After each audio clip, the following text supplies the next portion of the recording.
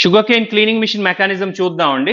ఎప్పుడైతే చెరుకు ఇటు నుంచి ఇటు పెట్టామో ఇటు నుంచి లాగేస్తే క్లీన్ అయిపోద్దండి. లోపల మెకానిజం ఏంటంటే ఇక్కడ 3 బ్రష్లు ఉంటాయి. ఈ 3 బ్రష్లు షుగర్ కేన్ లోపల పెట్టినప్పుడు ఇలా తిరిగినప్పుడు ఆ బ్రషెస్ ఏంటంటే దీన్ని పైనున్న లేయర్ని అరగతీస్తాయండి. ఇప్పుడు ఆన్ చేసి చూపిస్తాను.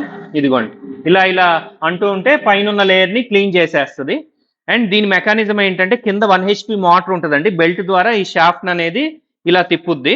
అండ్ ఎప్పుడైతే మూత మూసామో చెత్త అంతా ఇక్కడికి డస్ట్బిన్ లో కలెక్ట్ అవుద్దండి.